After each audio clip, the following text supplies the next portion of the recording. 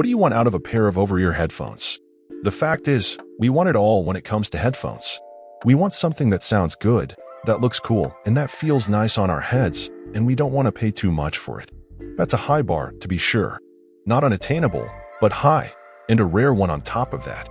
It's the bar that I judge almost every wearable audio device by, but especially the bar that I judge Nothing's first pair of over-ear headphones by. They're different, and that's exactly what a pair of Nothing headphones should be. The sides still evoke Nothing's signature transparency with two cassette-like ovals made of plastic sitting on top of an aluminum casing that houses the internal components. If you're buying a pair of over-ear headphones, what you're saying tacitly is, I need more. More bass, more volume, and higher fidelity. As great and convenient as wireless earbuds are, they just can't offer the same level or clarity of active noise cancellation ANC as a chunky pair of headphones. Nothing's Headphone 1 are definitely more. To help bring Nothing into the over-ear headphone age, it tapped hi-fi audio company KF, which did the audio tuning part of these headphones, enough to earn a Sound by KF shout-out printed on the right ear cup. Like Nothing's other audio products, the Headphone 1 are compatible with the Nothing X app so you can adjust the sound manually. I mostly listened on balanced mode, which is what the headphones default to out of the box. Even without adjusting the sound manually, I found the tuning to work well with lots of different genres.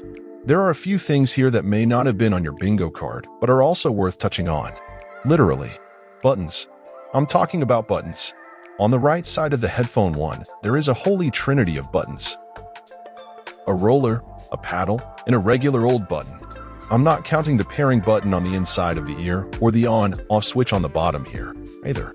Altogether, that's a lot of physical things you can push with your real hands.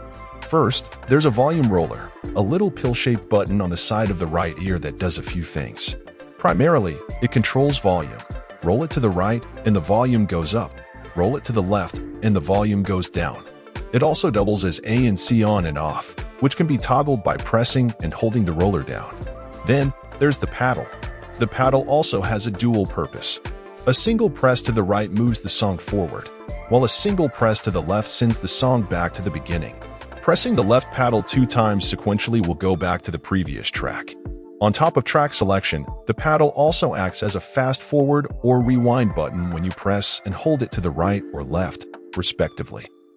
Finally, there's a circular button in the top right of the left ear for activating a voice assistant on your phone. That's it. That's all there is to say about that. Outside of the buttons, it's also worth talking about battery life.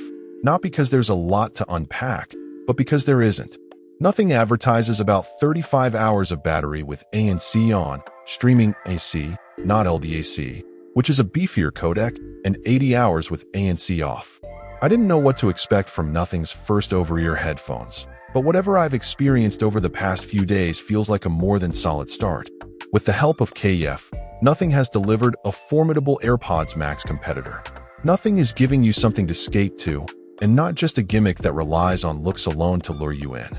The best part is that, at $299, Nothing's Headphone 1 is giving you its most expensive audio proposition to date, but also maybe one of its most compelling. If you're in the market for over-ear headphones and feeling bored with your options, the headphone may first be what you're looking for. Make sure to like, comment, and subscribe.